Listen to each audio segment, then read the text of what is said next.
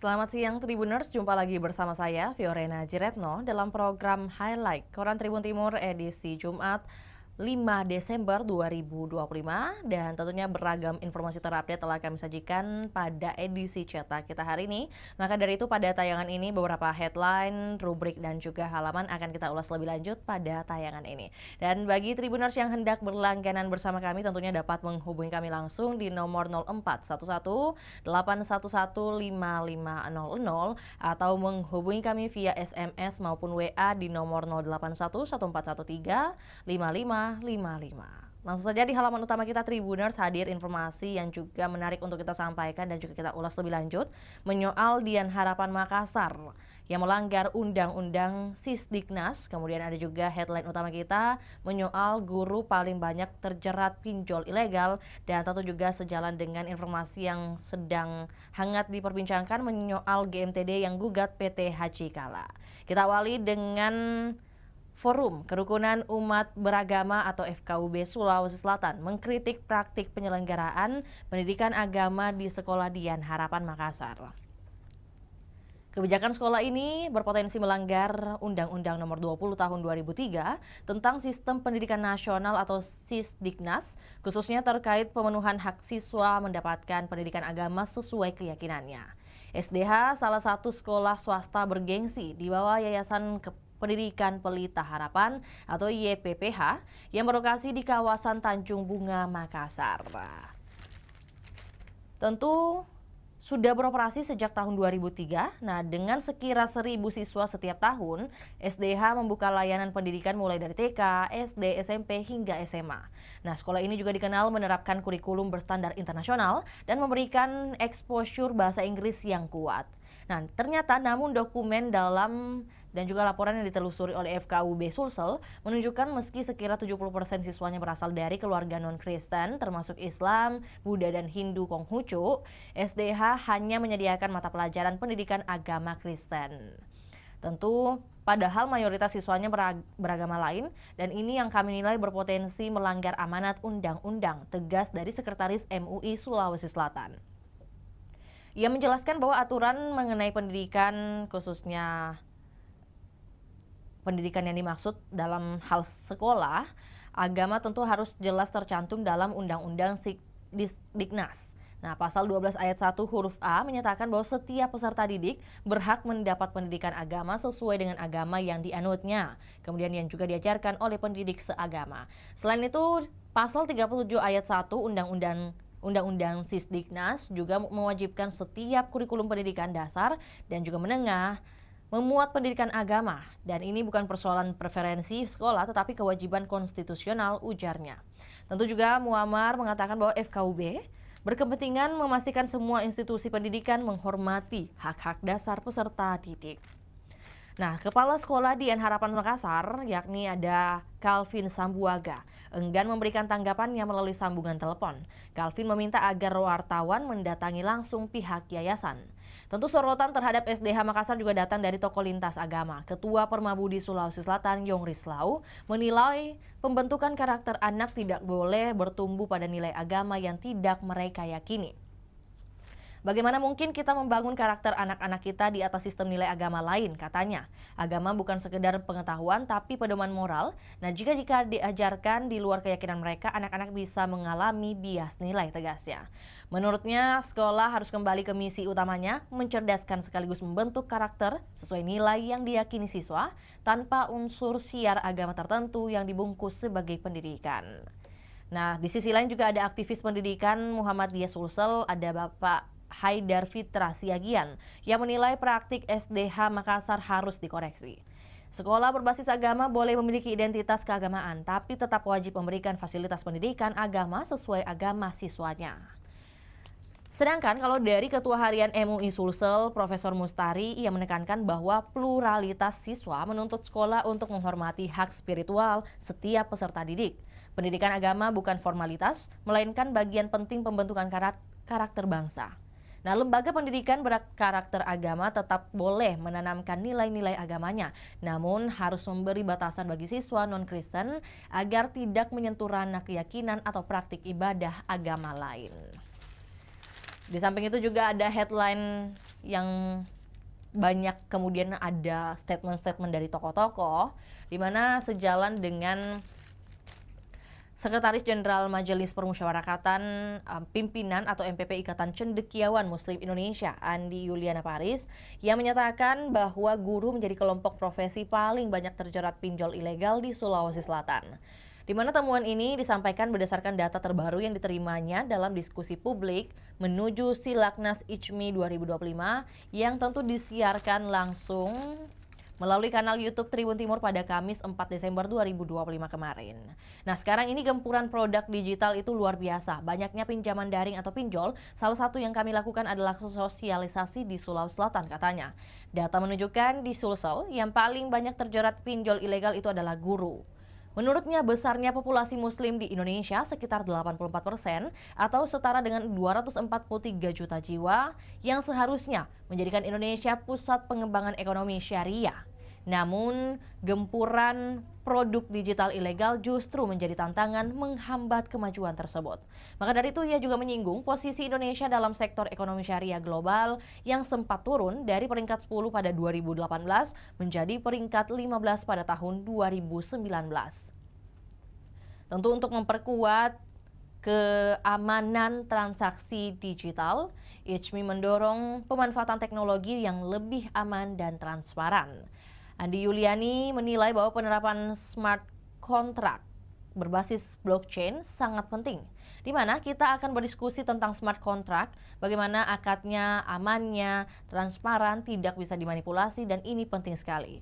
Tentu dalam diskusi ini juga Wakil Pemimpin Redaksi Tribun Timur Ahmad Sudirman Kambi bertindak sebagai moderator. Silaknas pada Milad ke-35 ICMI digelar di Bali pada 5 hingga 7 Desember 2025. Tentu diskusi ini mengupas tema ekonomi syariah digital, UMKM, hingga pengembangan pariwisata halal di Indonesia.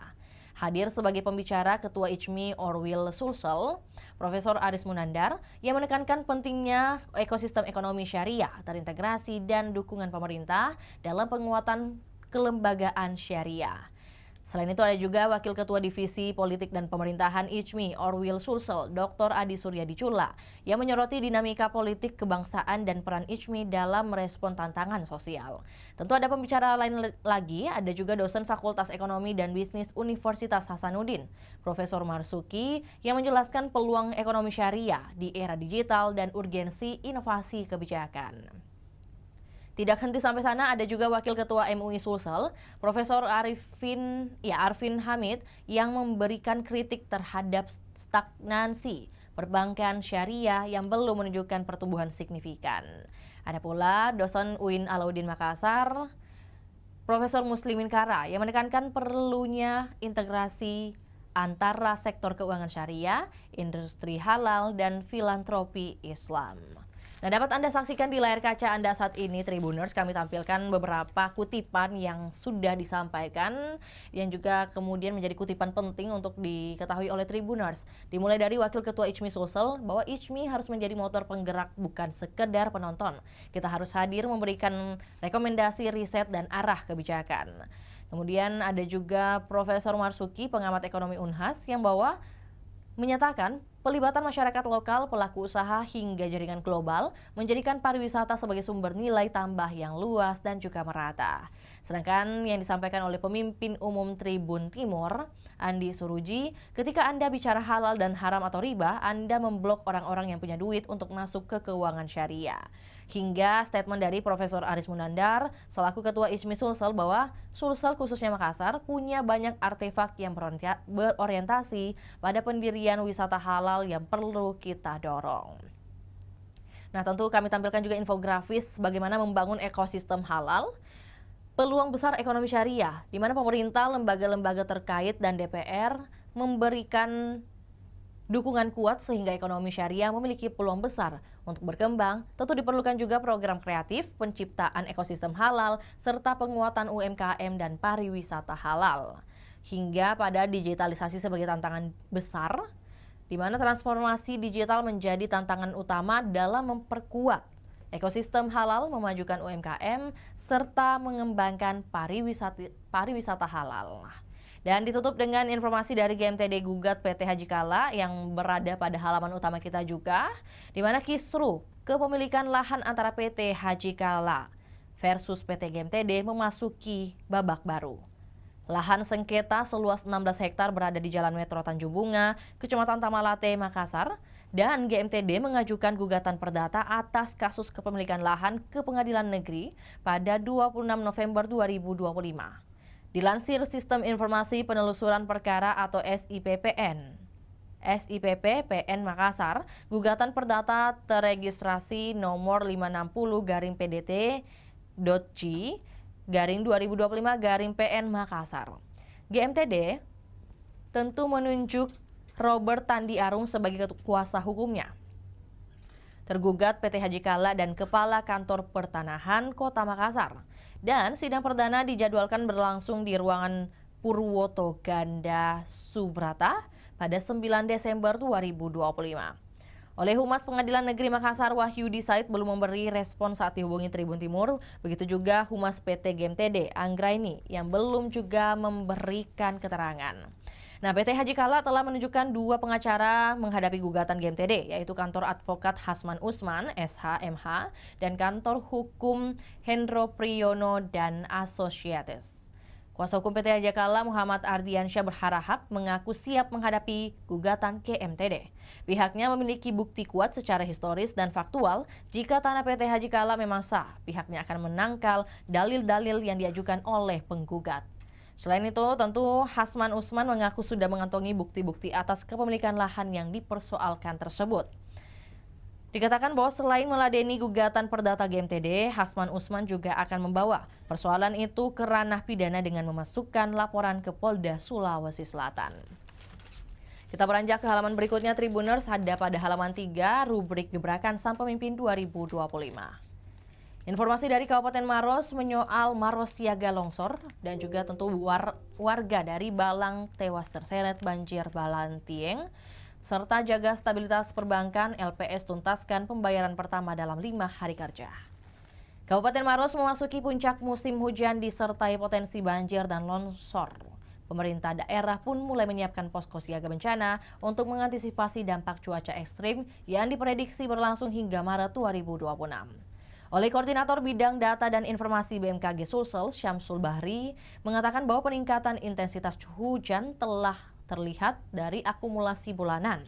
Puncak musim hujan kali ini juga diikuti potensi angin kencang dan petir.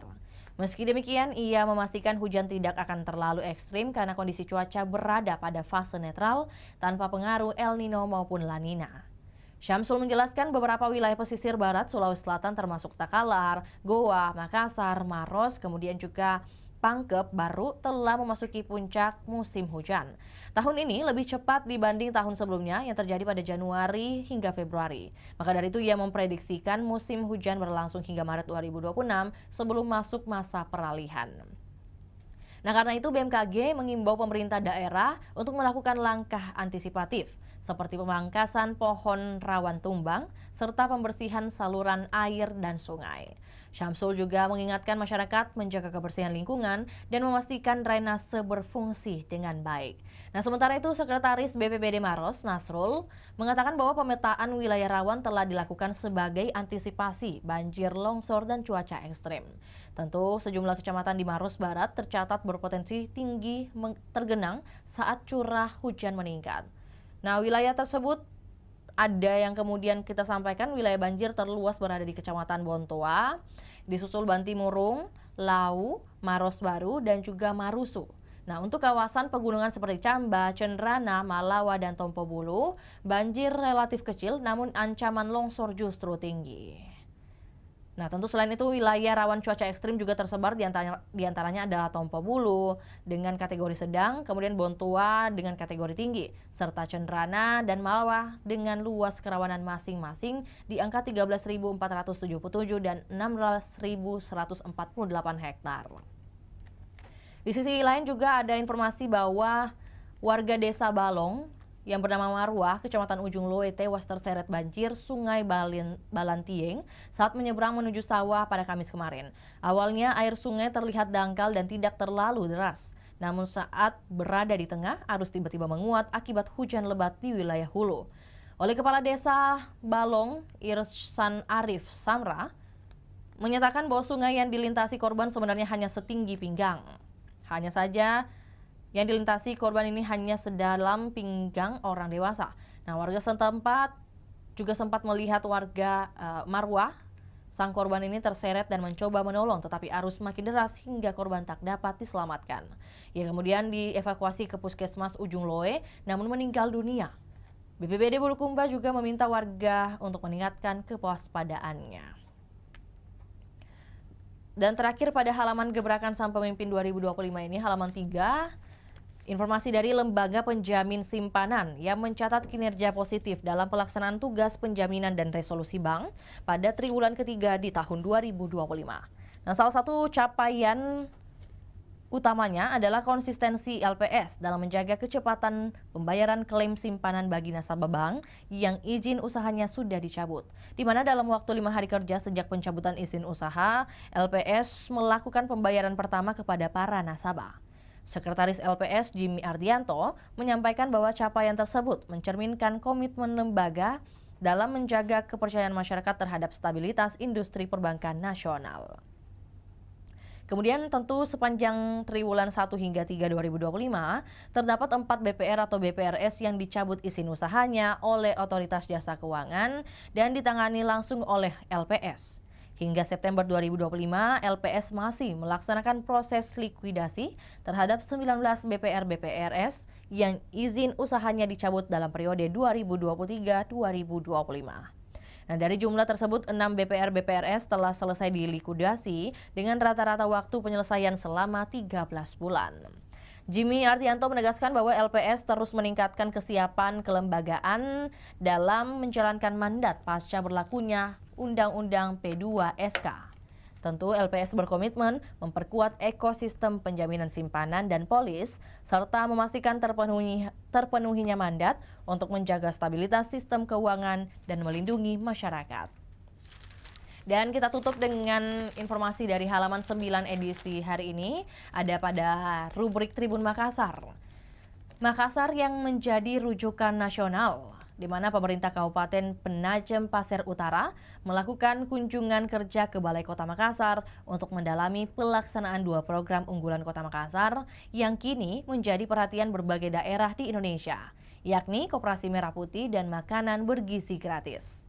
Tentu rombongan dipimpin langsung Wakil Bupati PPU Abdul Waris Muin, dan ia hadir bersama tenaga ahli, staf, serta jajaran protokol untuk melihat lebih dekat bagaimana Makassar menjalankan 2 program tersebut hingga dinilai berhasil memberi dampak positif bagi masyarakat.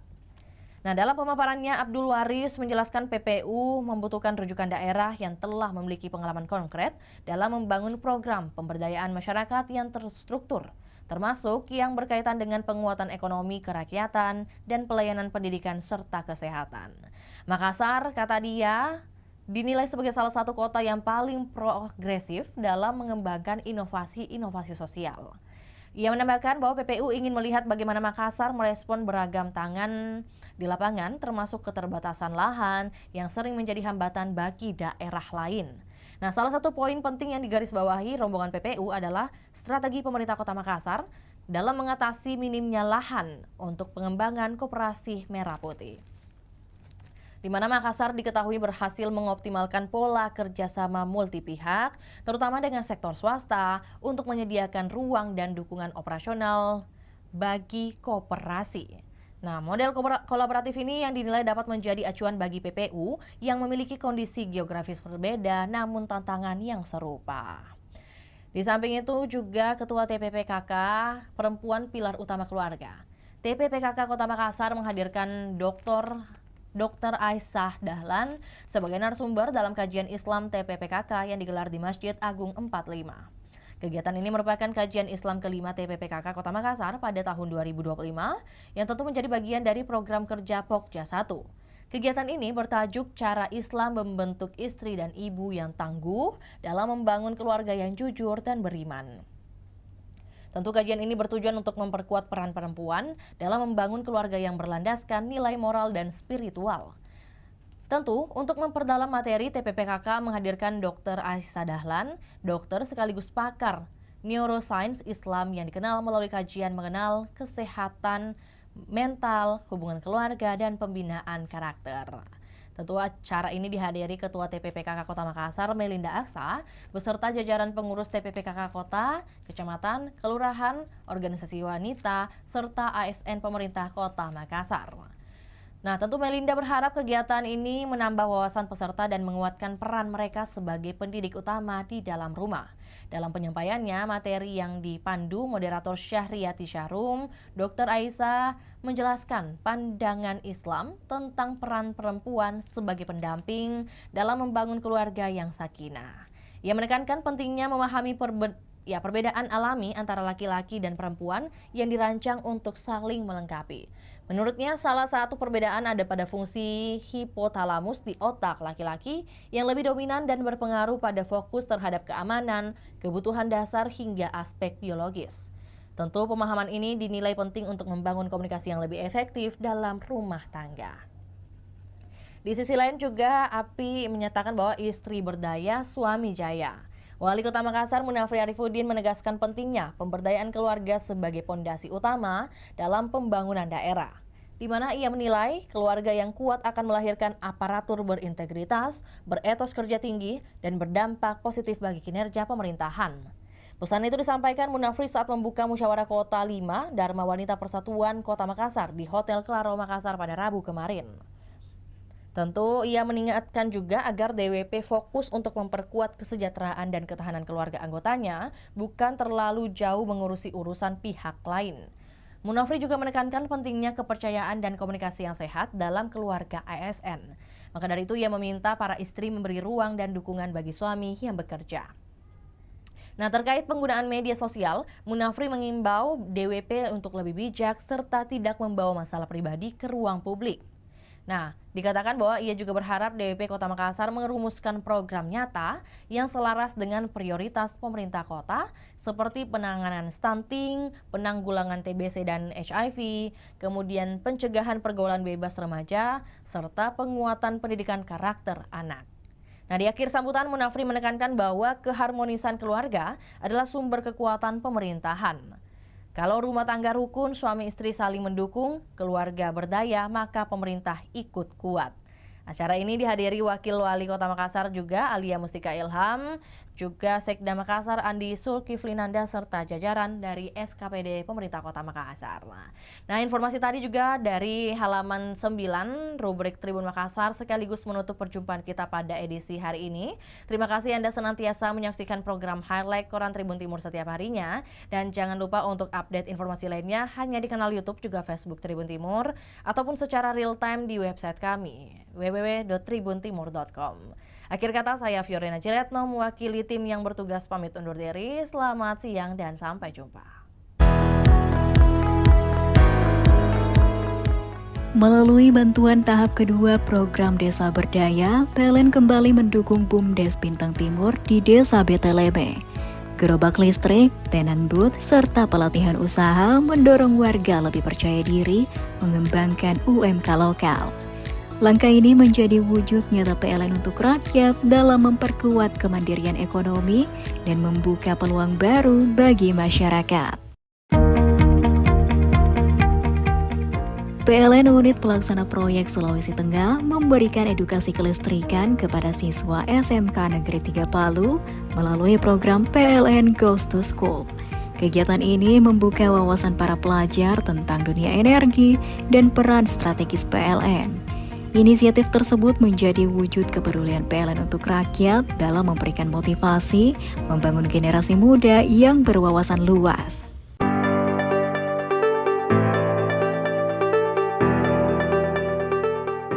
Melalui dukungan Srikandi Care, bantuan peralatan kesehatan bagi Posyandu 1 Kantisang Makassar telah disalurkan dalam upaya memperkuat pencegahan stunting dan meningkatkan mutu pelayanan. Puluhan warga dari anak-anak hingga lansia kini merasakan manfaat dari komitmen PLN untuk rakyat dalam mendukung kesehatan masyarakat. PT PT PLN Persero Unit Induk Pembangunan Sulawesi memberikan bantuan berupa penanaman pohon di hutan Hulawa sebagai langkah nyata menjaga kelestarian alam. Kawasan yang dulu gersang kini mulai kembali hidup melalui kolaborasi PLN, pemerintah daerah, dan masyarakat. Inisiatif ini menjadi wujud nyata kontribusi PLN untuk rakyat guna mewariskan lingkungan yang lebih baik bagi generasi mendatang. Download Tribun X sekarang, menghadirkan lokal menjadi Indonesia.